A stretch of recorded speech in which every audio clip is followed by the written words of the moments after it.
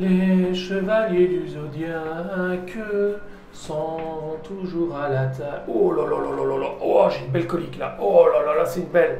Oh là là là. Oh mon Dieu, qu'est-ce que c'est de ça? Oh là là, qu'est-ce que c'est de ça? Eh ben, oh là là. Les amis, c'est Mike Tigra. Bienvenue sur ma chaîne YouTube, ou plutôt dans mes WC personnels. Je suis très content de vous retrouver aujourd'hui. À mon avis, lui, il l'est un petit peu moins parce qu'aujourd'hui, ça va être sa fête à lui. Je peux vous le garantir, on va s'en occuper. Alors, je vous ai réalisé il y a peu de temps un coup de gueule concernant cette figurine juste au moment de l'annonce du prototype. Aujourd'hui, il est là dans mes mains. On va s'occuper de son cas. Alors, je vous donne rendez-vous dans quelques secondes pour le générique. C'est parti, générique les amis, et on lui fait sa fête.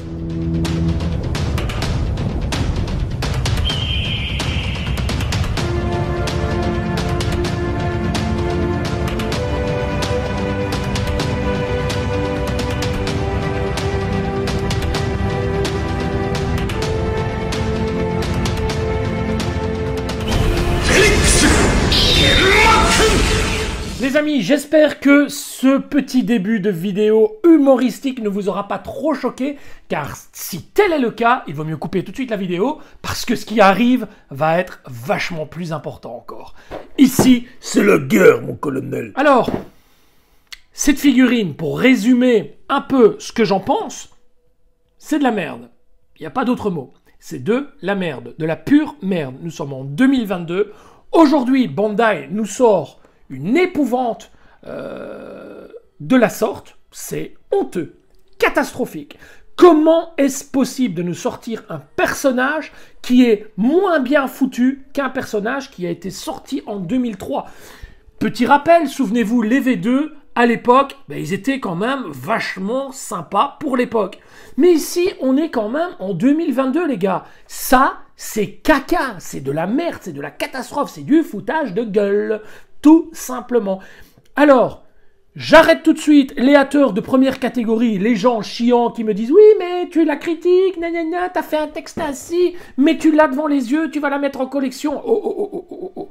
Les gars, je présente des vidéos de figurines. Ça ne veut pas dire pour autant que je garde tout et que je mets tout en vitrine. Je les présente, les figurines, pour toi. Donc toi qui achètes, toi qui n'achètes pas, toi qui n'en as rien à faire, et toi qui aimes juste Senseiya. Et tous les autres. Ça ne veut pas dire que parce que je la présente, elle va trôner en vitrine. Je la mettrai tout à l'heure en vitrine pour que vous puissiez voir ce que ça donne avec les autres chevaliers d'argent pour une vue d'ensemble. Ça ne veut pas dire que je la garde. Donc, calmez-vous un petit peu les haters, allez travailler un petit peu, faites des choses intéressantes de votre vie, mais foutez la paix aux gens. Voilà, aussi simple que ça. Aujourd'hui, je ne suis pas spécialement super ravi de tourner cette vidéo, mais quelque part, je le prends comme une bonne partie de plaisir. Voilà. Je pense qu'il est important, si je veux réaliser une bonne vidéo, que je me mette complètement en dehors du mécontentement de cette figurine, parce que honnêtement, on avait vu les prototypes, etc. J'ai déjà ouvert la boîte. La première chose que j'ai fait, j'ai ouvert la boîte, j'ai regardé les contenus. Oh là là là là, cette tronche qui se paie, ce personnage. On saura rien en faire, je ne pense pas. Je vais essayer de faire une séquence de posing en série tout à l'heure, correct, convenable, mais je pense que on va plutôt bien se marrer. Les amis, allez, c'est parti. On va attaquer directement la découverte de la boîte, parce que là, franchement, je ne sais pas quoi trop en dire de ce personnage. Il est franchement, mais alors franchement, pas très accueillant. Voilà. J'ai même envie de dire qu'il est un peu plus ragoûtant qu'autre chose. Allez, c'est parti. Je vous emmène avec moi, on découvre la boîte de ce personnage. Il faut quand même laisser ce qui est. La boîte est très jolie. On a beaucoup de couleurs. On a Igor Ukrishka, donc, sur la face avant. Je trouve ça assez sympa. On reconnaît bien. Mais j'arrive jamais à faire la différence entre Igor Ukrishka. Donc, on va dire que c'est un des frères Bogdanov, tout simplement. Sur la face avant, je trouve que c'est un bel hommage. Voilà. C'est plutôt pas mal réussi dans l'ensemble. Alors, on a le totem du lapin. Je pense que c'est un lapin. Très honnêtement, je ne sais pas. C'est censé être un centaure. Moi, je vois un lapin. Je sais pas, les oreilles, je sais pas. Je sais pas où Bandai a vu le totem du centaure. Je vous mets une petite photo. Moi, je vois un lapin. Voilà. Lapin. Voilà. Alors, Bien entendu, on a des colonnes à l'arrière, c'est plutôt pas mal fait, voilà, je sais pas quoi vous dire en fait, je sais pas quoi vous dire. On a les logos traditionnels du Tamashii Nation qualité pour aveugles, parce que je sais pas qui nous a pondu ça, mais bon, bref.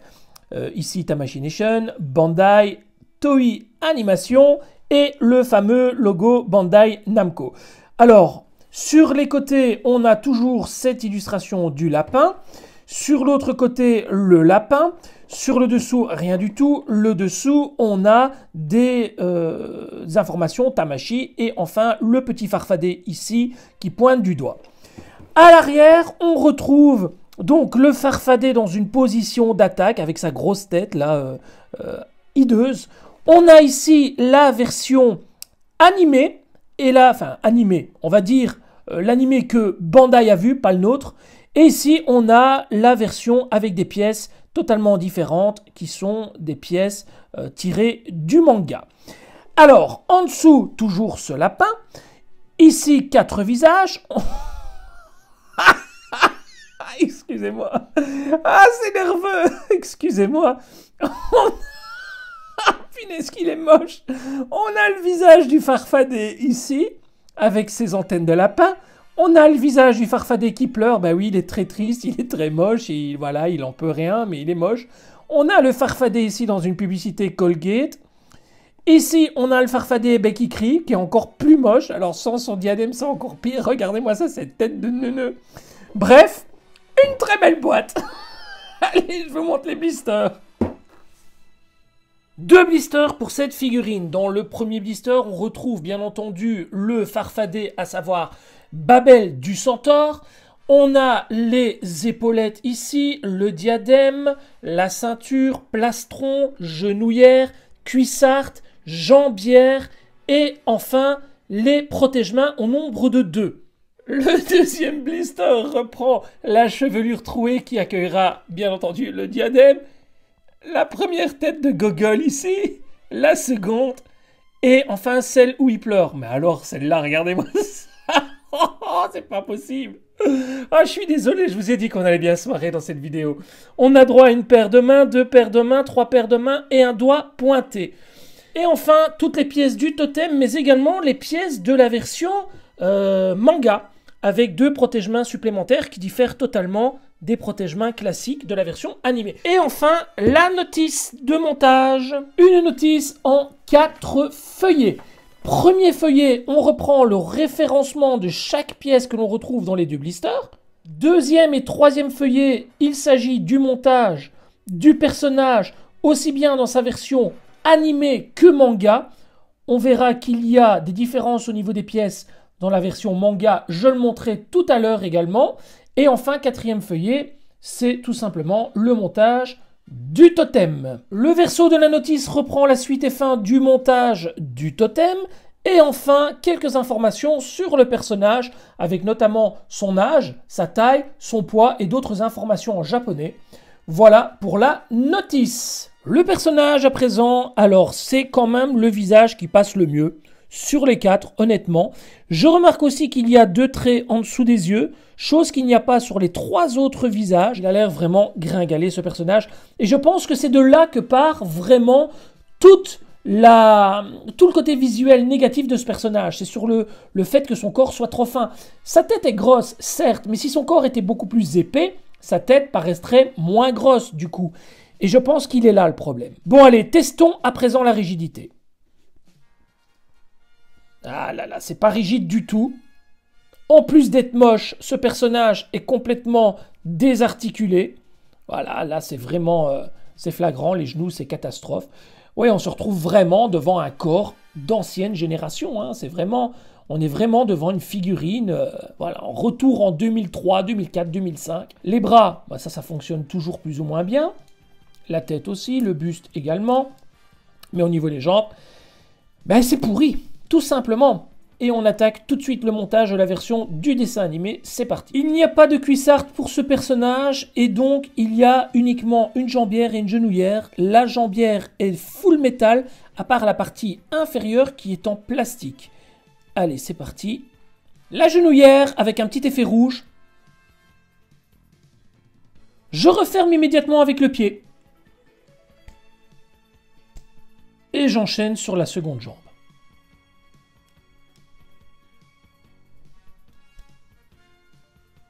J'attaque à présent le bras, pas de brassière pour ce personnage, juste un avant-bras, donc je le monte. Oh là là, regardez l'écart qu'il y a lorsqu'on le monte. C'est quand même assez conséquent. Je vais refermer ça tout de suite avec le premier point. Et voilà.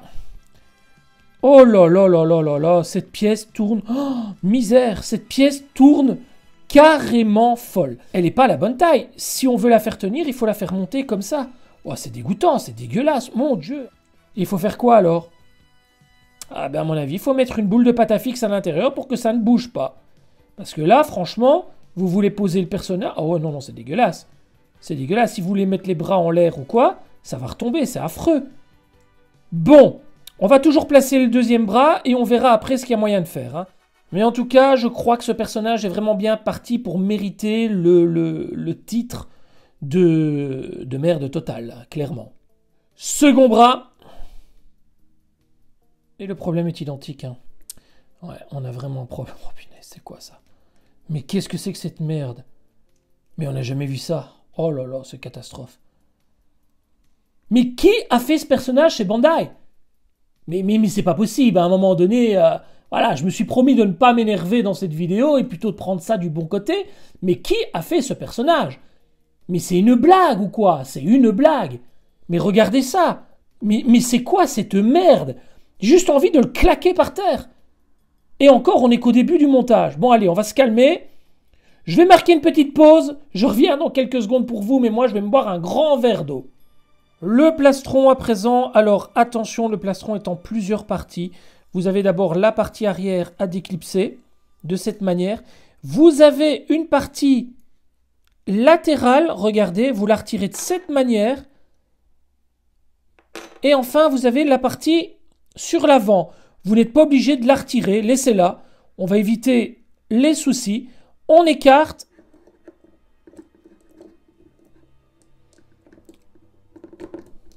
On va mettre ces parties juste ici. Vous avez un petit trou à l'arrière qui va revenir sur le trou qui est déjà prévu. Donc, pas très compliqué, vous voyez.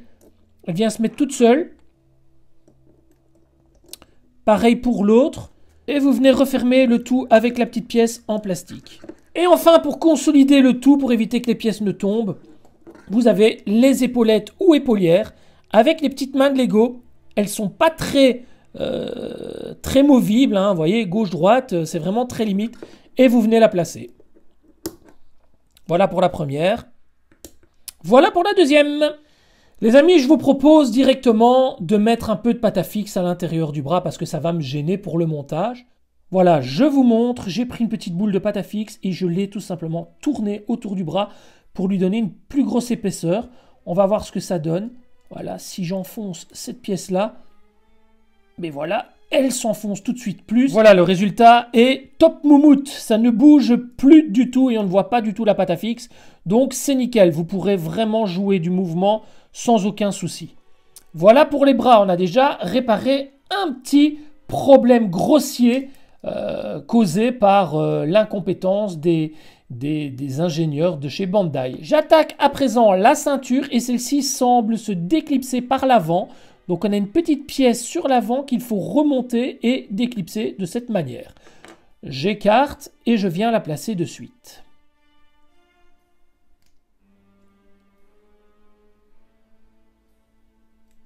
Allez, c'est parti pour la tête. On va directement lui retirer la chevelure et lui mettre la chevelure qui permet d'accueillir le diadème.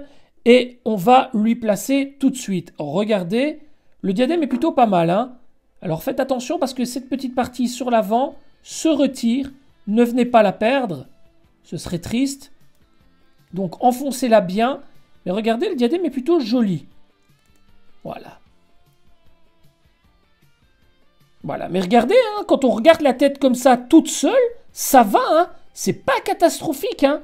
C'est une fois qu'on le met sur le corps un petit peu farfadé du personnage, et c'est là que ça déconne complètement. Sinon, regardez le visage avec le diadème comme ça, c'est plutôt joli, hein.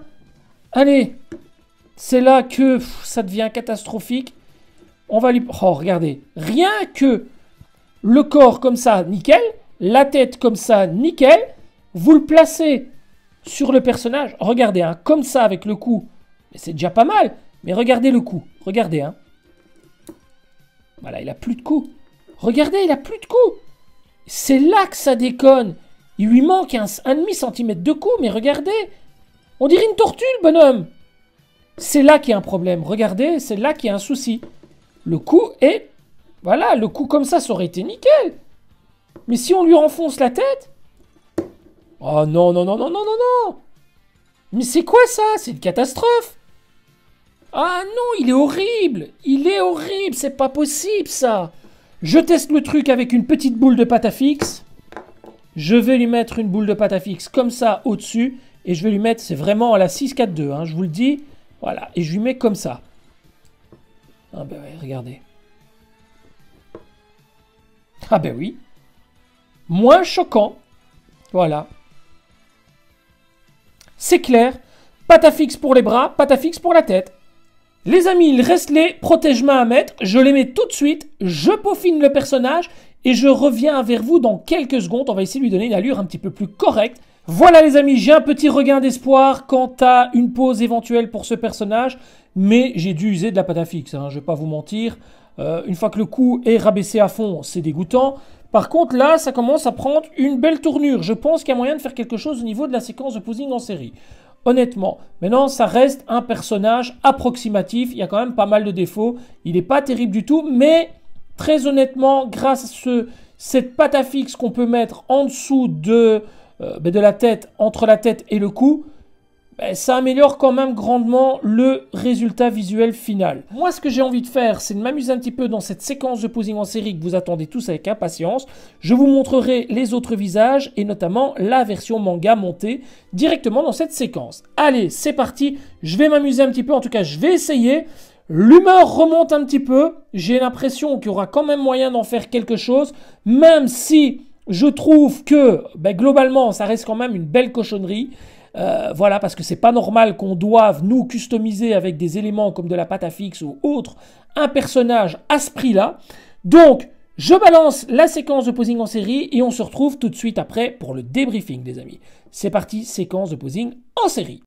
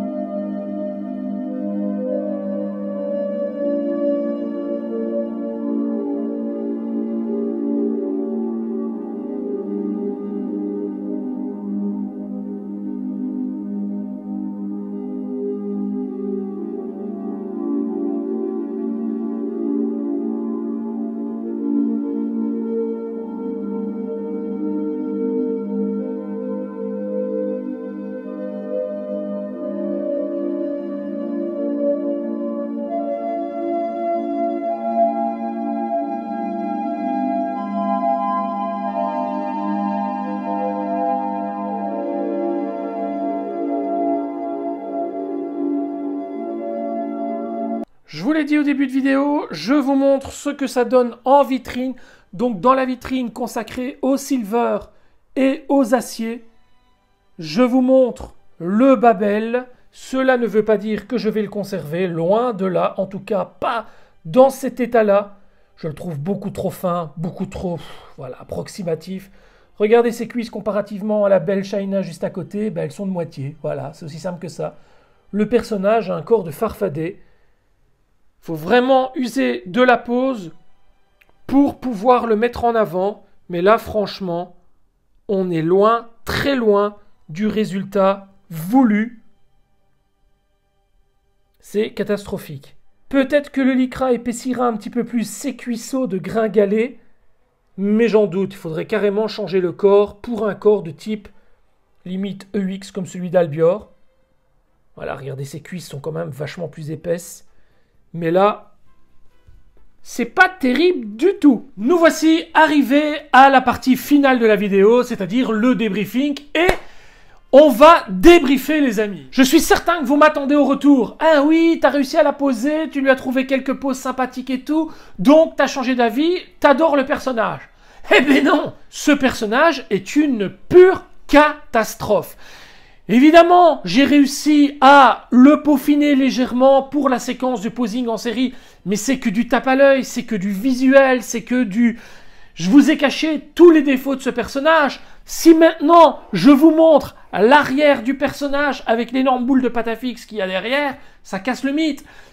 Et la mythe d'ailleurs, si je vous montre la patafix qu'il y a dans les avant-bras, même chose, ça casse le mythe.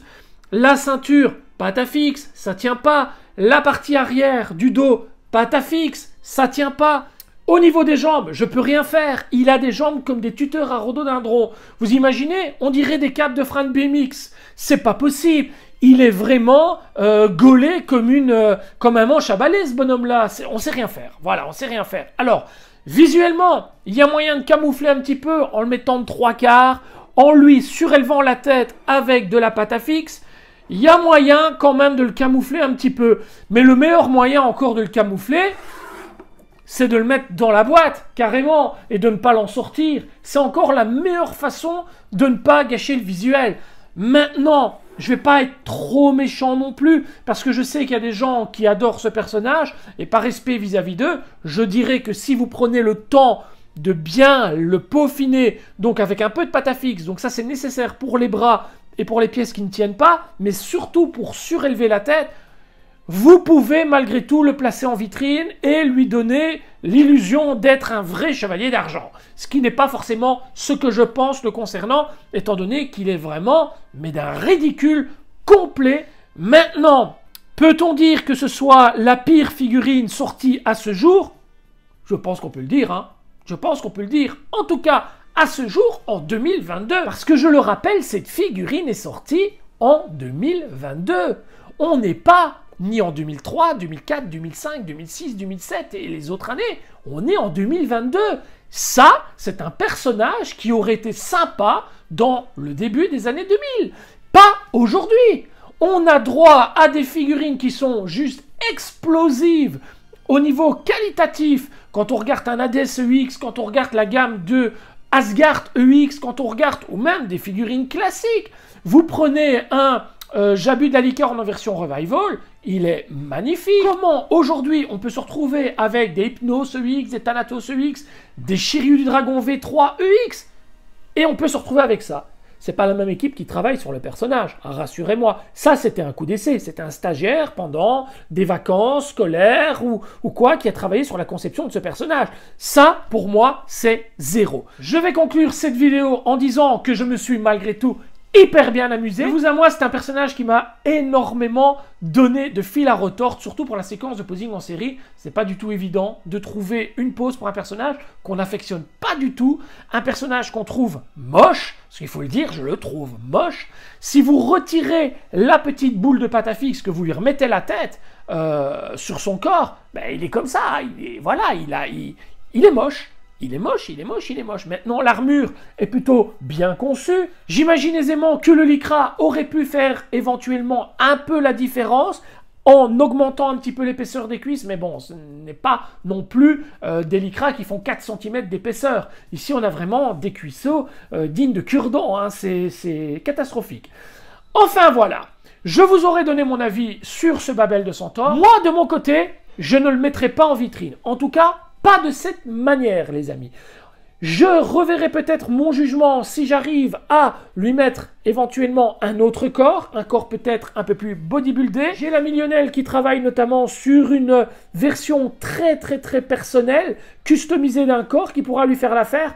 On verra ce que ça donnera, mais en tout cas, pour le moment, il va rentrer sagement dans sa petite boîte en attendant quelques semaines et voir si il peut lui aussi subir une petite opération chirurgicale, une petite opération le rendant un peu plus joli, afin de pouvoir le mettre en vitrine. Sinon, les amis, j'espère que malgré tout, vous avez passé un bon moment. Je vous l'ai dit, vidéo déconnade. On est là avant tout pour s'amuser. Alors, c'est pas parce qu'on n'aime pas une figurine qu'on doit faire la gueule. On peut s'amuser tout en critiquant, rigolant, argumentant. Et c'est ce que j'ai voulu faire dans cette vidéo aujourd'hui. Je suis très content d'avoir tourné cette vidéo malgré tout, même si ce petit pépère me laisse un peu sur la faim. Je n'oublie pas également la boutique NGS, donc New Generation Shop, qui m'a permis aujourd'hui d'avoir cette figurine. Donc merci NGS pour l'envoi de cette figurine. Je vous invite à vous abonner à la chaîne si ce n'est pas encore fait. Activez la petite clochette pour les notifications. Laissez un pouce, un commentaire. Je vous souhaite à tous de très bonnes fêtes de fin d'année. On y est presque, les amis. Prenez soin de votre famille, de vos proches, c'est là tout l'essentiel. Je vous dis à très bientôt pour une prochaine vidéo. Salut les amis, ciao ciao!